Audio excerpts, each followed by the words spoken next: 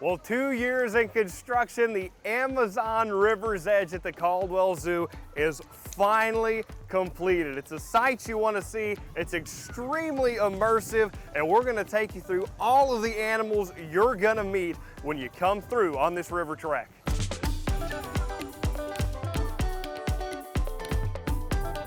Well, your first stop when you enter the Amazon, you're going to go through the thicket to the heart of the river and meet one of the most playful posses in Tyler, Texas. Well, the Amazon River's Edge is a lot of fun in general, but this might be the most fun spots you have to check out. I'm here with Misty, one of the Mammal 3 keepers here at the Caldwell Zoo, with probably the most talkative critters aside from the macaws in the Amazon River's Edge. It's these Amazon River otters. Yes, so they are very talkative. The one you hear right now is our female. She's a little more talkative than our male. You can definitely hear. And we love that. They've just got these big personality. I mean, they're swimming behind us. We've got kids off to our left that are sitting here playing with them at the glass. They're just a lot of fun to be around. So having worked with them, what are these personalities like? Because they are a lot of fun. So our female Mazaruni, she's very personable. She's very loud. She's a little bit more excitable than him. He's a little more chill, but he can keep up with her. They are very fun. They're very playful. Yeah. And so now, Amazon river otters are significantly different than the North American river otter. Not only size, they're more talkative, they seem a lot more playful. So what are some of those differences that people are going to notice? I mean, let's just start with the sheer size. They're huge. Yeah, so these guys are a lot bigger than our North American guys. So these guys, they actually live in pretty big family groups. The North American river otters, they're pretty solitary animals. They only come together whenever it's breeding season. So that's a few different differences in those guys. But the main one, their size. So now that they give them the nickname the river wolf. Now these guys are true predators, and when you go to feed them, you do fish tests, right? And so what kind of things do these river otters like to eat? What is their main diet, and kind of how do you train them in that way? Yeah. So they get a lot of fish. They get a wide variety like tilapia, catfish. They get some smelt. They get some rainbow trout. And usually we can chop them up and use them for training sessions. Yeah, I mean, that sounds like they eat a lot better than me. Yeah. Sounds like a pretty good palate on their plate, and obviously the way they swim, they're just graceful, and they're super strong. So talk to me about some of the behaviors, because they can come up out of the water to get the fish. So one of the things you like to train on to try and keep them as active and as muscular and as strong as they are. Yeah, so we do a lot of things like fish tosses. We throw enrichment in there. We have some boomer balls. We have some floating enrichment that they really like to play with. If we throw a fish at the opposite end of the pond, they'll run or swim as fast as they can to get to that fish. So a lot of those natural behaviors that we can get them to do keeps them big and strong. Absolutely, and size is not a problem with these guys. They're a lot of fun. The kids love them, and they're very interactive with people is what I've noticed. And so when people come out, you will actually have not a face-to-face interaction, but through the glass, they will play with people. And so why is that so important for like kids and people to come in and get to experience them in that way? Because where they're from, the Amazon is kind of getting tore up. I mean, deforestation is hurting the jaguars, but it's also hurting the river systems where these river otters live. Yeah. So these guys are really great for guest experience. They're very playful, very personable. They do enjoy swimming up on the glass. That gives enrichment for those guys too and keeps them stimulated to be able to interact with guests through the window. But yes, habitat loss is affecting them in the Amazon. There's a lot of pollution, and the buildup around the rivers is causing for their habitat loss. Absolutely. Now, the Caldwell Zoo hadn't always had these Amazon River's otters. We had to get them from somewhere. So where did they come from? Because one thing that we don't want people to think, we didn't snatch them out of the Amazon. We didn't rescue them. but they came from another facility. So where did these river otters end up coming from? Yeah, so they came from Moody Gardens down in Galveston, Texas. So mom and dad are there. They were born in captivity, and we had a nice new facility built, and they were a holding facility at Moody Gardens. So we actually, now that we have a habitat, they came to us, and now they get their own home, and mom and dad are still in Moody Gardens. Yeah. And they seem to be adjusting really well. Oh yeah. They love the slide. Yeah. So they don't actually slide down the slide yet. They'll walk down it. We're waiting to see if hopefully they'll start using it as an actual slide. But they do play on it. And it looks like a lot of fun. I'm a little bit jealous on the warmer days coming this summer to have a pool as nice as this, a perfect water slide. It's going to be a lot of fun. But y'all have a training plan to kind of show us how fast, how smart these creatures are. So I'm going to go ahead and step off. I'm going to let you take it away and do your thing and show off how awesome these river otters are. Yeah, let's do some training. Perfect. We're good. All right, let's try to get them above the water line a couple times and focus a little bit down Okay. halfway to the glass. I'm good. All right. Okay. All right. What are we doing? I'm going to do some circles in the water. Okay.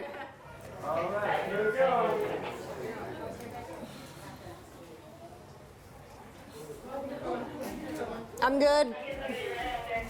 Okay. All right, ready? Ready? Well, the otters sure are a lot of fun, but whenever East Texas In Focus returns after the break, we're going to take you to the most immersive part of the Amazon. You don't want to miss it.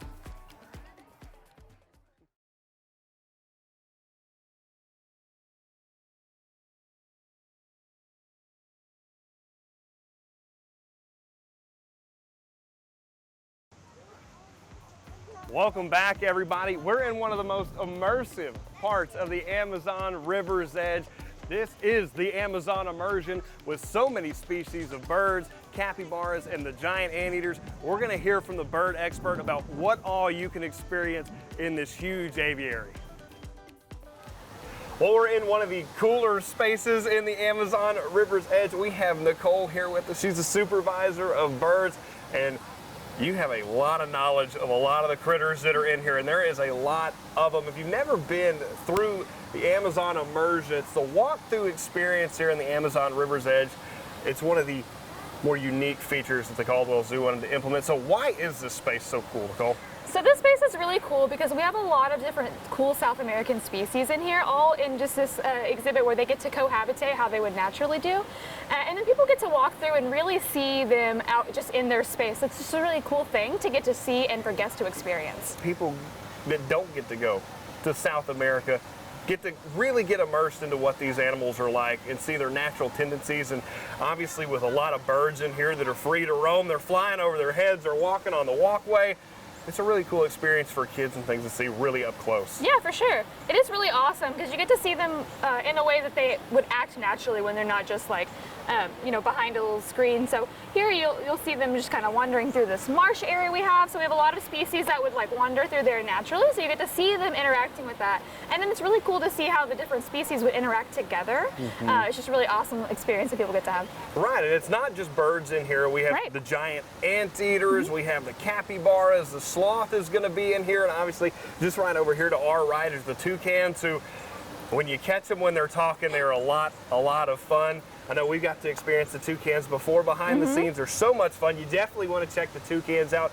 But for you, the bird expert, tell me about some of your favorite birds in here, because there's a lot of eye-catching ones, starting with the scarlet ibis that's back here. Yeah, so we have such cool birds that are in here, and this isn't even all of it. We have some birds that we'll add in here as it starts to warm up and we get more into spring. But what we have out here right now, so the scarlet ibis, they've got that really striking bright pink-red color.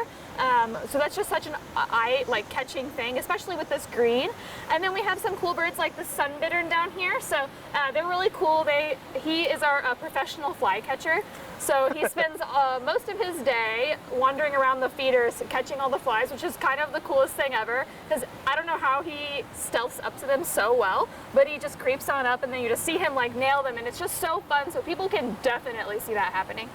So I love watching him. They also have such cool little like displays with their feathers, so when they like stick out their wings, it looks like they have eyeballs on them, just to help ward off predators. And since they're in an exhibit like this, occasionally you may see that happening when they get a little close to the mammals. But probably my favorite birds that are in here right now are definitely the toucans. They just have so much personality. They're croaking, what they do, it's just so funny to listen to them talk. Plus, we do some cool training with them that I participate in, and so getting to like work with them so closely is just such an awesome thing. And then so guests can actually see us doing that training in their habitat, so it's really cool. That's awesome. So talk to me a little bit more about the trainings, because if guests are walking through here while you're doing it, obviously they're free to watch. Just walk us through what people might see if you're actually in here working with them. Yeah, for sure. So if you come in, if we're inside the toucan exhibit, you may see us working with crating them or stationing them. So we'll have their crates just sitting on a log and calling them down, getting them in and out just so we can move them off exhibit if we need to, if something happens. We can also get them to fly to our hands, so we can talk about them right in front of them, or just getting them to do cool flights, because they have such cool little flights that it's just so awesome to watch them navigate the perching. And then also we do some bug tosses, so that way the guests can see the ibis and the ground birds forage how they would normally do. So you'll see them picking up bugs and all sorts of things, so you'll see that happening. Once we get our Inca terns in here, which is a really cool species that we'll be adding, we'll do some fish tosses, so guests will get to see them like swoop and grab fish out of the air and things like that, which will be so cool. And then just right outside the exhibit, our macaws have like a plethora of really fun behaviors that we do some training that guests will see if they are coming around while we're doing that. That's awesome. All right, so we're talking about these trainings, and so we have the opportunity to do so. My special assistant off to the side here has got us the cup. Wow, that is the breakfast of champions. Delicious, right? Mealworms. Yep. So talk to me. So all the birds in here will probably eat the same diet. Yeah, they all come over and they'll eat some of that. When we have more, you'll see a lot more coming over here. But if you want to give a toss to our little sunbitten over here, he'll definitely be excited to get All them. right. Well, you know, it's not my cup of tea, but it's definitely his. It's definitely his. And you can tell whenever we first threw the mealworms out, he came running. Yes, he did. He doesn't want to miss a meal. I don't like missing a meal either. So let's talk about the diet that these birds have. Yeah. So a lot of them obviously is going to be mealworms. What else do these birds eat in here? We have some insectivores in here, and we also have some fish eaters in here. So you'll see a couple different kinds of diets in here. We have some that have different like fish and pinkies and mealworms or crickets. And then we also have a slurry diet for our ibis, which will have a bunch of different fish and then just things that they would naturally get in the wild that helps them get that really bright color in their carotenoids that would be part of the diet. The birds are awesome, and I love the mammals. Yeah. The anteater is one of the coolest animals in here. To see him Yeah. taking a dive, which I know y'all are very excited to see. Yeah, him we are. taking a swim and getting used to his habitat. Everybody loves the capybara. It's the world's largest rodent. Oh, definitely. They have become really popular in the last few Absolutely. years. For whatever reason, I can see why. They're extremely cute, and they all They love really to swim. are. And so, Yeah. if you haven't been to the Amazon immersion yet, you will get immersed. Just come on out. It's open. We've got some people behind us already checking out, taking in all the colors, taking in all the birds, and people are loving the giant anteater swimming. You got to come see it for yourself. I know you're not going to be disappointed. And hey, if Nicole's around, you're going to learn a thing or two. I know we have today. Nicole, thank you. You're welcome. And I can't wait for everybody at home to see it. Such a cool and unique exhibit that the Caldwell Zoo has with the Amazon immersion. But after the break, there's no monkeying around. We're going to check out the primates of the Amazon River's Edge. Stick with us.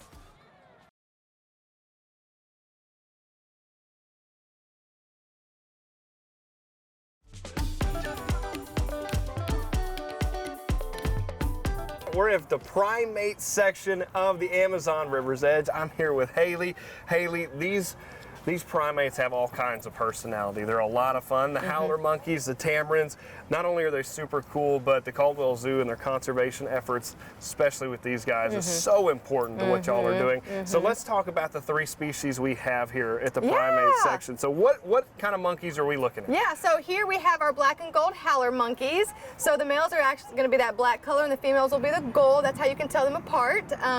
And then we have our golden lion tamarins, very golden in color. And then we have our cotton top tamarins, they're black and white. And they'll be in their own habitat over there. Right, and so now the howler monkeys and the tamarins are very different personalities. So talk to me a little bit about the howler monkeys and what people will see with them compared to these tamarins when they come out to the zoo. Right, and so the howlers are a little bit more comfortable around people, especially people they know, or like Jasper here, she's hanging out with us because she's very curious of why we're here, or if we're going to bring some goodies for her.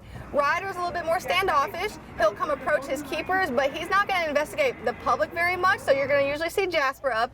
Now, the golden lions are a little more shy, so are the cotton tops. They're going to stay back behind in the back of the habitat, and they'll just investigate people from afar, but they're not going to really approach much like Jasper here will. And they're little bitty. They're little bitty, And they're they must-see. weigh a pound. They are must-see. They're so stinking cute. Yes. And what's so cool about getting to see these animals up close, getting to see the tamarins up close, is because they are so endangered in the wild. To be able to have them here in Tyler, Texas at the Caldwell Zoo is such a treat. And so talk to me about a little bit what their situation's like out in the wilderness. Yeah, so in the wild, these guys, their primary threats are habitat destruction, along with a lot of species in the wild. And then primates in general are very honed in on the pet trade, the exotic pet trade. So these guys are very cute, especially our little primates, the cotton tops and golden lions. So they get involved in the illegal pet trade very often and taken from their homes or from their mom when they're little bitty. And so they end up in the pet trade, and a lot of times they do get found, and that's when they end up being released if they're young enough and they can make it on their own, or they come to a zoo or sanctuary with us. So these guys, their education is very, very important because their habitat is threatened in the wild. Not great pets. Not great pets. Primates do not make great pets. Right. Stick with the cats and dogs. Right. So talk to me a little bit about what's so special about these 3 different species. What's unique about them? What are their personalities? You get to see them every day. So what makes them so special to y'all as keepers? Yeah, so the howlers are very, very cool. They actually are the loudest land mammal we have, and we're waiting for the day Ryder vocalizes. He's kind of giving us a little bit of grunts every once in a while. We haven't heard anything from Jasper, but they are very, very loud. If he were to vocalize, you could hear him throughout the zoo. So we're waiting for it. So that's pretty cool about those guys. And when they vocalize, their throat pouches get very, very large. It's really cool looking, kind of intimidating too. And then the golden lions, they're super cute. They're known for their just very petite little faces, their nice golden manes they have. They call them golden lions because of that orange mane they have. So they're super, super cool. Again, a little more shy, a little more timid than our howlers are. And the cotton tops, people like to say they look like little Einstein monkeys. They're little black and white little afros they have. Super cool. They're a little bit more investigative than the golden lions are. They're kind of more curious. They approach our keepers a little bit more, but those 2 species in general, they don't come into contact in the wild together. So that's why we have them separated here too. It's very natural. They would not intermingle out there in the wild in South America. Right. You want to keep it as natural as possible, and that's, I think, what the Caldwell Zoo has done so well, especially with the entirety of the Amazon River's Edge. It feels natural. When all of this is starting to grow up, it's going to feel like the Amazon jungle. Oh, yes. And so we want to come check out the howler monkeys, the tamarins, and it's just an awesome experience all around, a great addition to the zoo, and I'm so glad it's turned out, and I know y'all are too. Yes, we are. Glad to have it finally open. Yes, we definitely are. And the animals are too. Oh, absolutely. Well, thank you so much. We're going to go check out a little bit more of the Amazon River's Edge and the animals that you can expect to see when you trek through the river.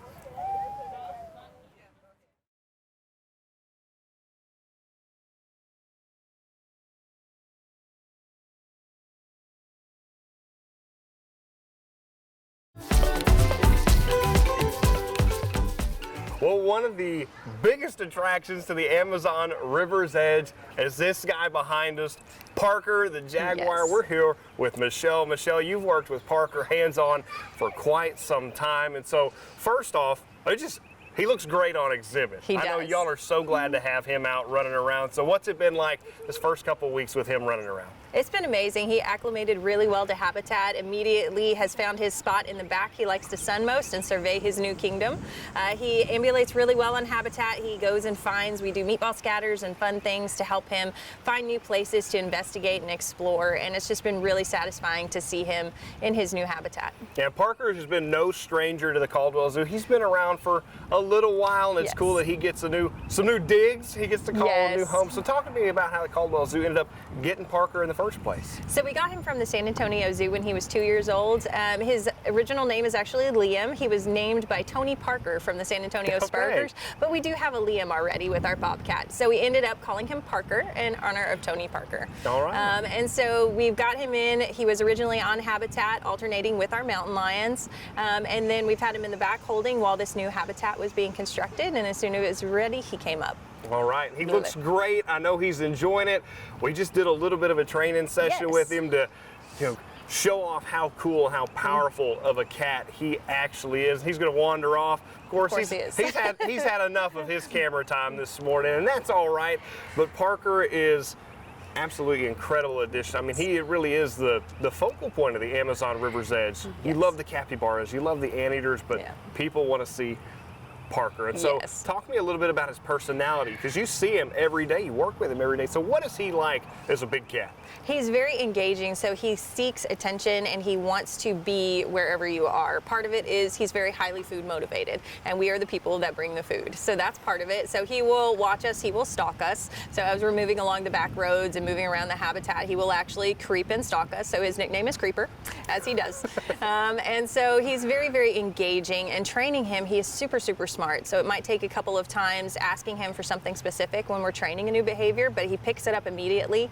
And then it's very, very cool to see just how smart he really is. Yeah, and he's got a lot of space to explore.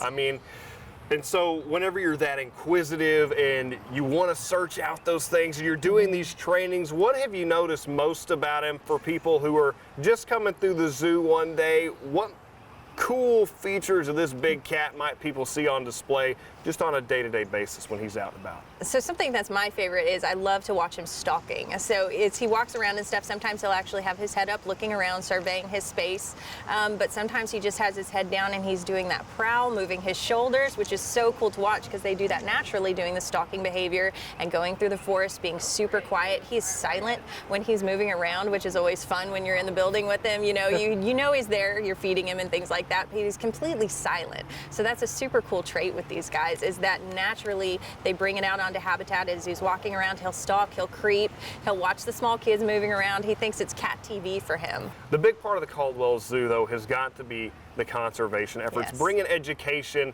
to light for these animals that in the wild are losing their habitats. And for jaguars in South America, it's this deforestation. And so talk to me a little bit about that, because it's so important to have a jaguar on display to bring that issue to light for people.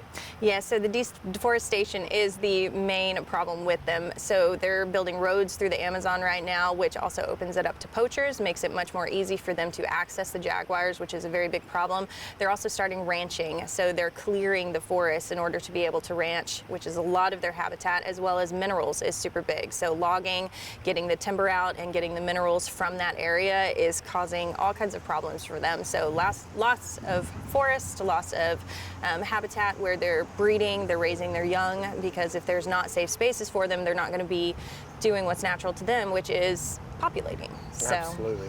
And that's another big aspect that the Caldwell Zoo focuses on. The cheetah breeding program has been successful, and we've done a couple pieces out here on that. Now, Parker, if you want to try and get him to breed, you got to have a partner. So is the Caldwell Zoo have any plans in the future to maybe bring in a female to try and get a breeding program done here? That is in our future plans. That's very exciting. It'll be very cool to see not one, but two jaguars on display at the Caldwell Zoo, and he's absolutely gorgeous. I can't imagine having another one in there for everybody to see. And so, guys, if you haven't checked him out, come check him out. I know we're all waiting for him to get up on that bridge and oversee his kingdom. I know we're all looking forward to that. So, Michelle, thank you so much. I know it's such a pleasure to get to watch him every day. Thanks for taking a little time with us, and I hope y'all get to come out and see what kind of majestic big cat he really is, because he is putting all of his natural skills to the test in this exhibit. You don't want to miss it, so it'll be very cool when you finally get to come out here and see Parker do his thing. Well, that's a little taste of the animals you're going to encounter here at the Amazon River's Edge. I know everybody at the Caldwell Zoo is so thankful and so glad it's finally open, ready for you to come experience your own Amazonian trek. For me here at East Texas in Focus, I'm Tyler Henderson. We'll see you back here next week for the issues that matter most to you.